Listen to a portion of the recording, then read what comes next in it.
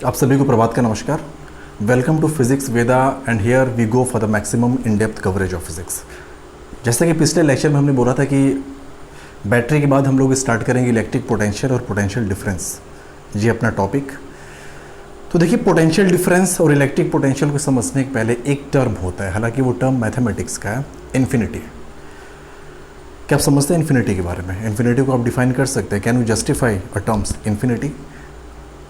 अब पहली बात तो ये कि मैथमेटिक्स में इन्फिनिटी नाम का कोई टर्म होता ही नहीं है। अगर हम आंसर की बात करें तो किसी भी क्वेश्चन का आंसर इन्फिनिटी नहीं हो सकता। इन्फिनिटी नाम की कोई चीज़ नहीं होती है। एक्चुअल में जिस भी चीज़ के बारे में हमें एग्जैक्ट आइडिया नहीं होता, जैसे मान लीजिए किसी ऑब्जेक्ट की साइज़ बहुत बड़ी है and we can't measure the size of the object. अगर हम उसकी साइज़ को मेज़र नहीं कर सकते तो हम बोल देते हैं कि उस ऑब्जेक्ट का जो लेंथ है या फिर उस ऑब्जेक्ट की जो डायमेंशन है वो इन्फिनिटी है।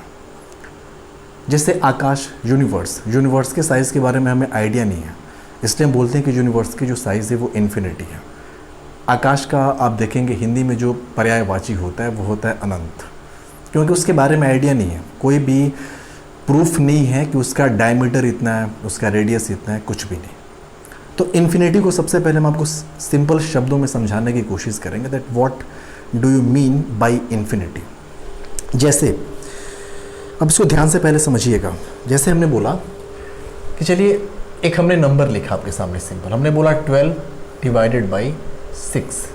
इसका आंसर क्या होगा? आप बोलेंगे 12 डिवाइडेड बाई 6 का मतलब यही है कि हमें एक ऐसा नंबर चाहिए जिसमें मल्टीप्लाई करें तो हमें क्या मिलना चाहिए? 12।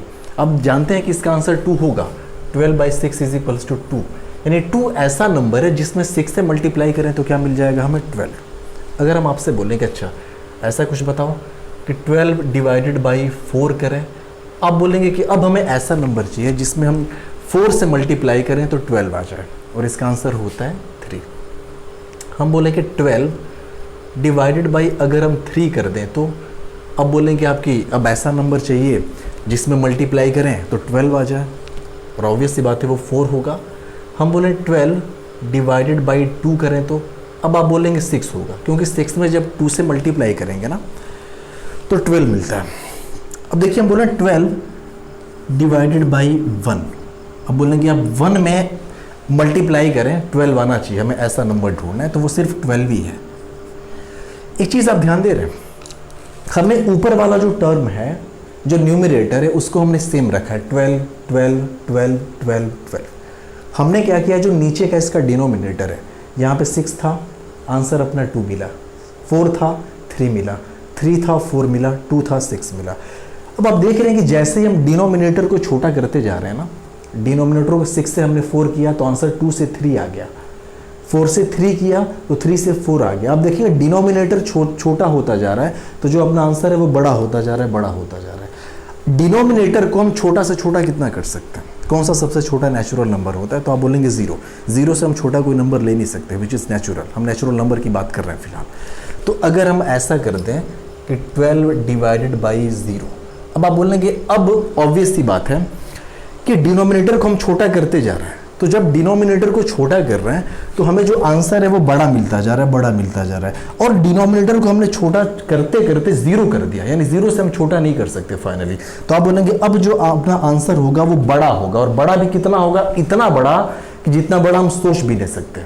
जैसे हमने डिनोमिनेटर को सबसे छोटा कर दिया, इससे ज़्यादा छोटा हम कर भी नहीं सकते, तो अपना आंसर भी यहाँ पे अब वही आएगा कि इतना बड़ा आंसर आएगा कि जिससे बड़ा आंसर हम ले भी नहीं सकते। तो आप बोलेंगे कि हमें एक ऐसा नंबर चूज़ करना पड़ेगा जिसमें 0 से अगर मल्टीप्लाई करें तो 12 आ जाए, तो आप बोलेंगे वो तो नंबर बड़ा होगा, ऑब्वियस सी बात है। और बड़ा में कितना बड़ा?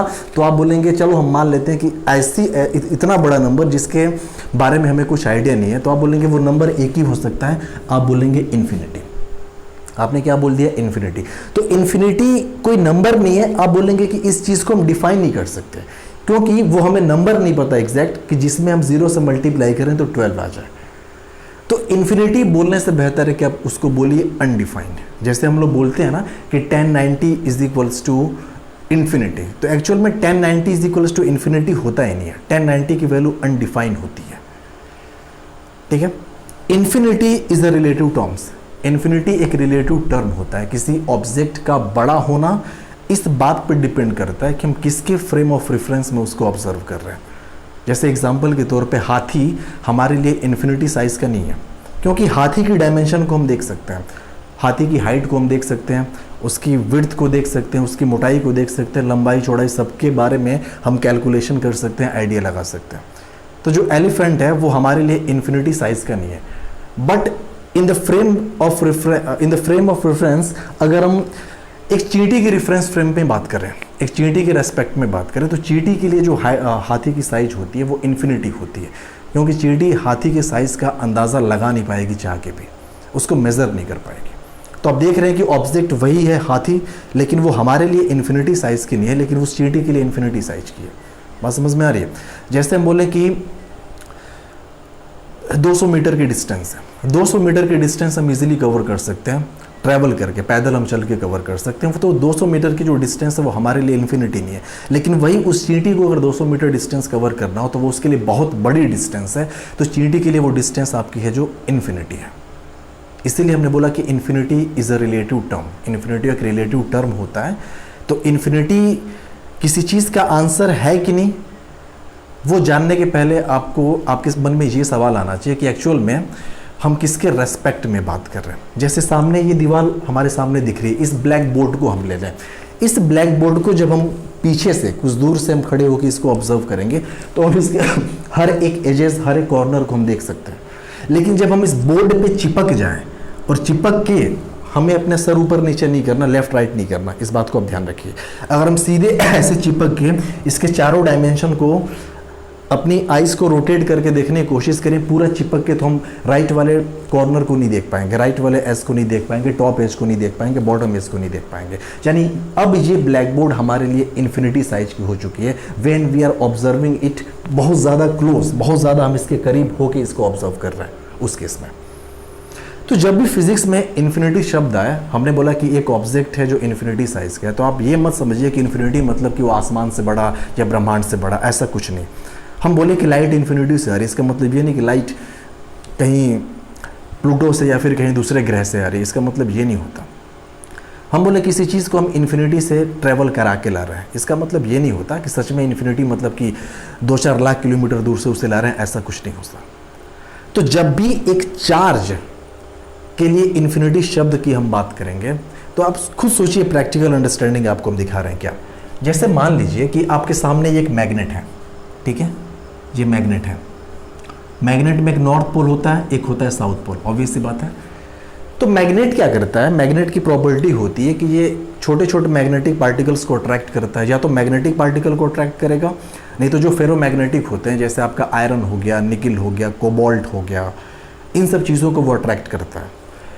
ऐसा नहीं कि आपने यहाँ पे मैग्नेट रख दिया, कहीं दूर आपने छोटा सा निकिल का एक कील रखा है, पिन रखा है, तो उसको अट्रैक्ट कर लेगा, ऐसा नहीं है। ये अपना मैग्नेटिक फील्ड बनाता है।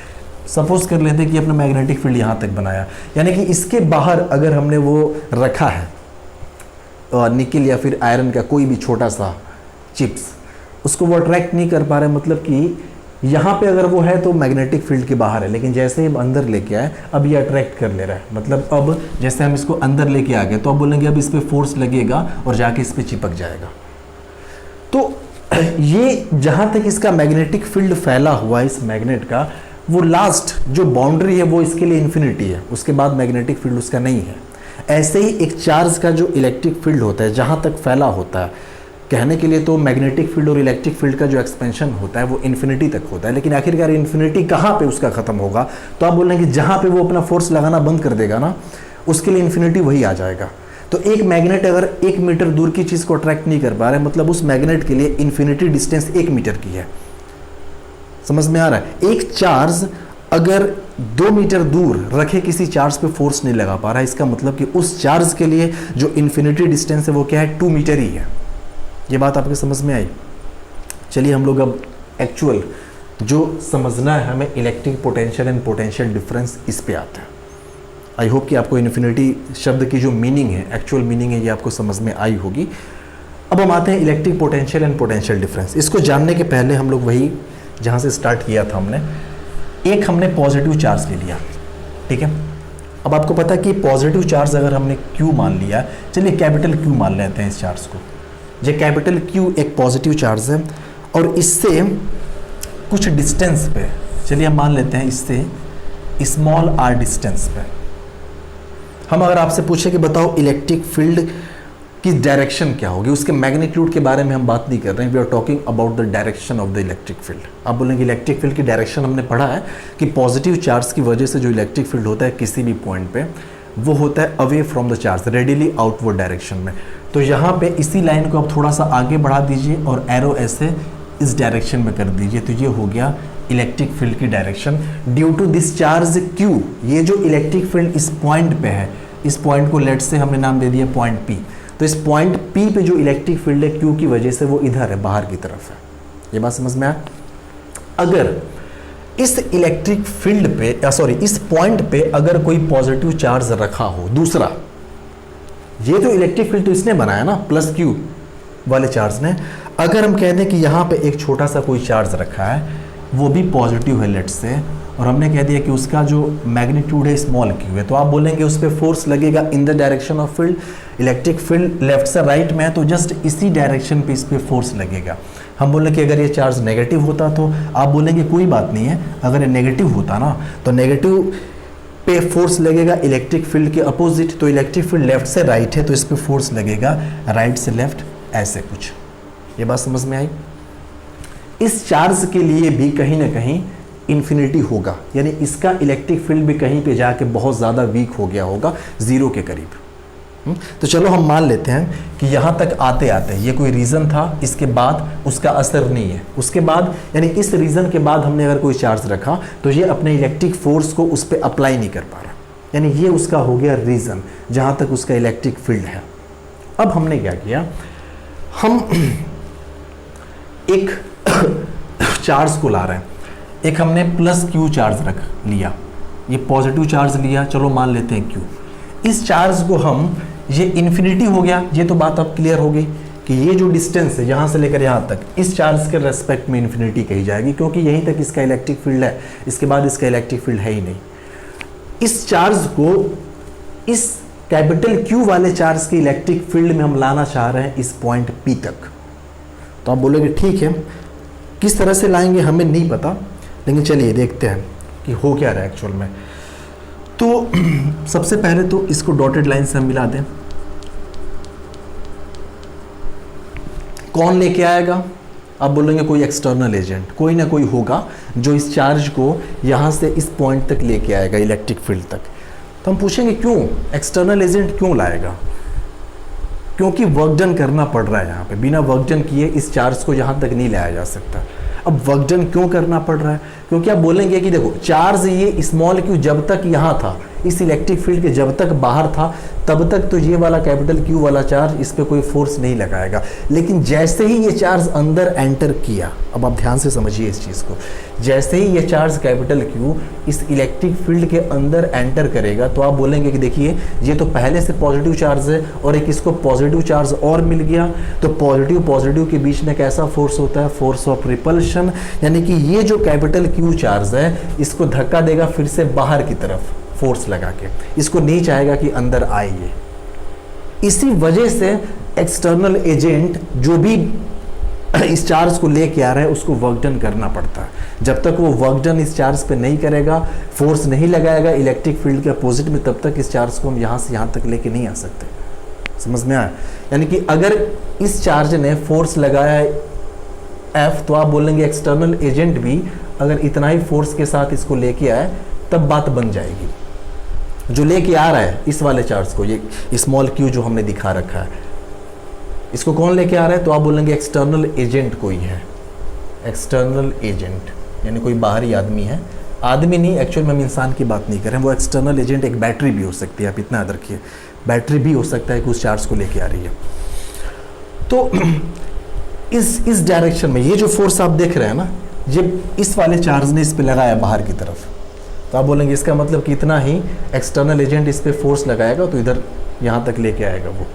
तो ऑब्वियस सी बात है, फोर्स लगा रहा है, साथ ही साथ इस चार्ज में डिस्प्लेसमेंट हो रहा है। तो एक चीज़ आप लोग जानते हैं, मैकेनिक्स में आपने पढ़ रखा होगा कि work done is equals to force multiplied by displacement, कि फोर्स इनटू डिस्प्लेसमेंट होता है वर्क डन। अब देखिए एक्सटर्नल एजेंट इस पे फोर्स लगा रहा है, कितना फोर्स लगाएगा, तो आप बोलेंगे जितना इस चार्ज ने फोर्स लगाया था ना, इस पर रिपेल किया था जिस फोर्स के साथ, उतना ही एक्सटर्नल एजेंट भी इस पे लगाएगा। वो तो फोर्स हो गया मल्टीप्लाइड बाई कितना डिस्प्लेसमेंट, बाई कुछ ना कुछ तो डिस्प्लेसमेंट कवर करेगा ना इलेक्ट्रिक फील्ड के अंदर, तो फोर्स मल्टीप्लाइड बाई डिस्प्लेसमेंट। तो मान लेते हैं कि W वर्क डन किया इस एक्सटर्नल एजेंट ने, किस चार्ज पे, इस चार्ज पे, इस पॉइंट P तक लाने में। तो देखो इलेक्ट्रिक पोटेंशियल को हम डिफाइन कैसे करेंगे। हम अगर आपसे बोलें कि electric potential at point P due to charge capital Q, इस चीज़ को ध्यान देने वाली बात है। Electric potential at point P due to charge capital Q, तो ये आपका हो जाएगा, इसको चलिए पहले लिख लेते हैं। Electric potential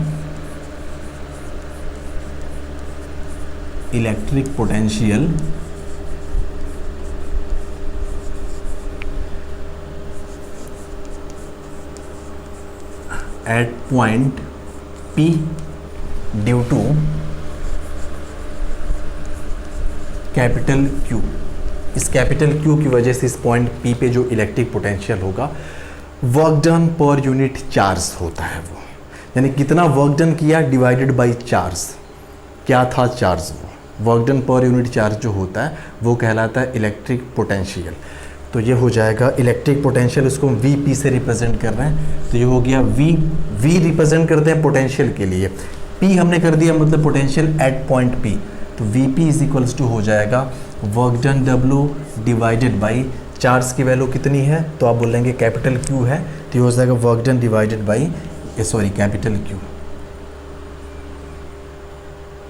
work done by capital Q नहीं होगा, एक्चुअल में किस पे किया गया, इस स्मॉल q पे किया गया है ना, तो ये हो जाएगा वर्क डन डिवाइडेड बाई ये हो जाएगा स्मॉल q। ये आपका एक्सप्रेशन निकल के आ गया। और ये वर्क डन कौन सा है, तो आप बोलेंगे from infinity two point P, यानी इन्फिनिटी से P तक लाने में वर्क डन किया गया है। तो इसको आप ऐसे भी लिख लीजिए यहाँ पे, ये वर्क डन कैसा था, इन्फिनिटी टू पॉइंट P तक वाला वर्क डन था। तो ये आपका हो गया electric potential at point P due to charge capital Q। ये बात समझ में आई आपको?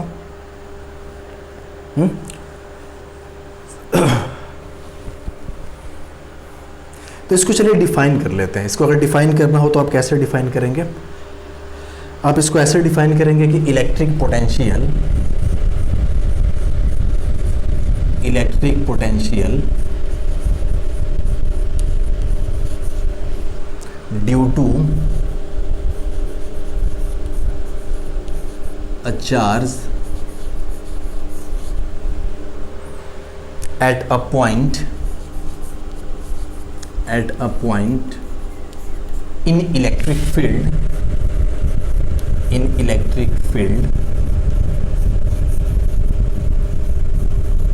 is equal to the work done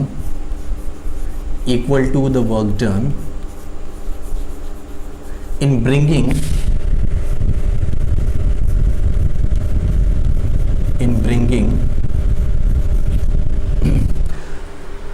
a unit positive charge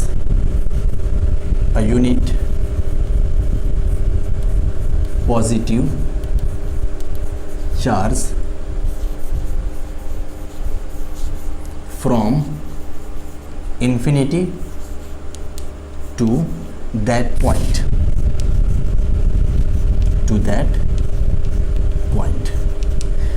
जिसकी डेफिनेशन हो गई कि जो इलेक्ट्रिक पोटेंशियल होता है किसी भी पॉइंट पे किसी चार्ज की वजह से is equals to the work done in bringing a unit positive charge. ये इंपॉर्टेंट चीज़ है। ये कहाँ से आया, तो आप बोलेंगे अगर ये Q को देखिए, आपने ये पॉजिटिव चार्ज दे रखा था, अगर इसी को हम यहाँ पे ये लिखते हैं कि if small q is equals to 1, यानी 1 कूलॉम का अगर ये चार्ज है, यूनिट है, उस केस में ये Vp किसके बराबर हो जाएगा, आप बोलेंगे Vp इज इक्वल्स टू ये वर्क डन इन्फिनिटी से पॉइंट P तक, ये infinity two point P divided by charge को हमने क्या कर रखा है, 1 मान रखा है, तो ये वर्क डन इलेक्ट्रिक पोटेंशियल उसी वर्क डन के बराबर हो गया जो work done unit positive charge को इन्फिनिटी से उस पॉइंट P तक लाने में किया गया। तो यही कहलाता है इलेक्ट्रिक पोटेंशियल। इसके हम यूनिट की बात करें तो आप इसकी यूनिट आप ध्यान रखिएगा, इसकी यूनिट हो जाएगी, देखिए वर्क डन की यूनिट होती है जूल, तो आपने लिखा जूल पर चार्ज की होती है कूलॉम, तो ये हो जाएगा जूल पर कूलॉम, या फिर इसी को हम बोलते हैं और वोल्ट, इसी को बोला जाता है वोल्ट। तो ये इसकी डेफिनेशन रही इलेक्ट्रिक पोटेंशियल की। इलेक्ट्रिक पोटेंशियल को हम डिफाइन कैसे करते हैं और वेरी इंपॉर्टेंट है, क्योंकि ये आपके बुक में दिया हुआ है, तो हो सकता है एग्जाम में आपको इसकी डेफिनेशन पूछते हैं। जी हमने आपको समझा के दिखा रखा कि कैसे वर्क डन करना पड़ेगा, ऐसे समझ में आया। अब देखिए एक बात और आप ध्यान रखिएगा, एक और एक्सप्रेशन इसी का होता है, हालांकि वो सब एक्सप्रेशन जो हम आपको एक्स्ट्रा बताते जा रहे हैं वो सब आपके सिलेबस में नहीं है, बस आपको पता होने चाहिए, क्योंकि बहुत सारे एक्सप्लेनेशन ऐसे होते हैं जो इन एक्सप्रेशन के बेसिस पे आप कर सकते हो। आप देखेंगे आपकी किताबों में ही जो साइड बुक्स हैं उसमें बहुत सारे क्वेश्चंस ऐसे मिल जाएंगे थ्योरेटिकल टाइप के, जिनको इस एक्सप्रेशन की हेल्प से उनका जवाब आप आसानी से दे सकते हैं, तो वो सब चीज़ें आपको पता होनी चाहिए। तो जैसे हमने बोल दिया कि यही कोई चार्ज है, चलिए हम कोई चार्ज एक ले रहे हैं, हमने बोल दिया ये कोई चार्ज है, ठीक है, हमने बोल दिया प्लस क्यू चार्ज है।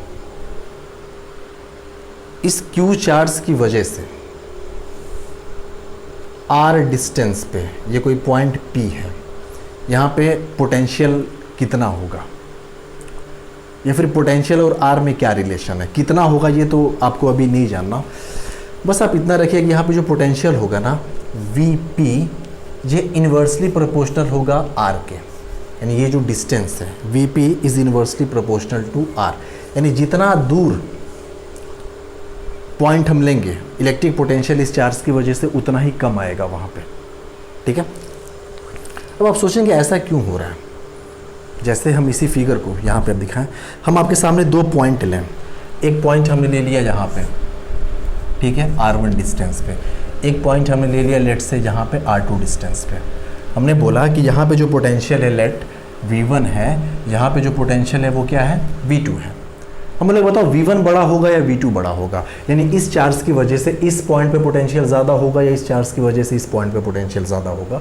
तो आप बोलेंगे कि देखिए भाई ये जो R1 है ना ये लेस देन है R2, यानी ये पॉइंट करीब है, तो जो करीब होगा वहाँ पे पोटेंशियल ज़्यादा होगा, यानी कि V1 is greater than V2, ठीक है। ऐसा ही इलेक्ट्रिक फील्ड के भी साथ होता है, पास वाले पॉइंट पे इलेक्ट्रिक फील्ड ज़्यादा होता है, जैसे जैसे चार्ज से हम दूर जाएंगे वहाँ पे इलेक्ट्रिक फील्ड कम होता है। तो पोटेंशियल और डिस्टेंस का तो ये रिलेशन होता है कि potential is directly inversely proportional to the distance of the point जहाँ पे हम पोटेंशियल कैलकुलेट कर रहे हैं। लेकिन इलेक्ट्रिक फील्ड की अगर बात करता है यहाँ पे, तो जो इलेक्ट्रिक फील्ड होता है ये इन्वर्सली प्रोपोर्शनल होता है स्क्वायर ऑफ द डिस्टेंस के। समझ में आया? ये किसके इन्वर्सली प्रोपोर्शनल हो जाएगा? स्क्वायर ऑफ द डिस्टेंस के। अब देखिए इसको समझ लीजिए कि यहाँ पे आखिरकार पोटेंशियल कम क्यों होता है, यहाँ पे ज़्यादा क्यों होता है। देखिए अगर इस पॉइंट तक हम इस चार्ज को लाएं, इस वाले चार्ज को इस पॉइंट तक, तो मान लीजिए वर्क डन करना पड़ा W1, सोचिए, और इसी चार्ज को यहाँ तक लेके आए तो वर्क डन करना पड़ा W2। कौन सा वर्क, कब, किस केस में वर्क डन ज़्यादा करना पड़ा होगा? तो आप बोलेंगे इस केस में। क्यों?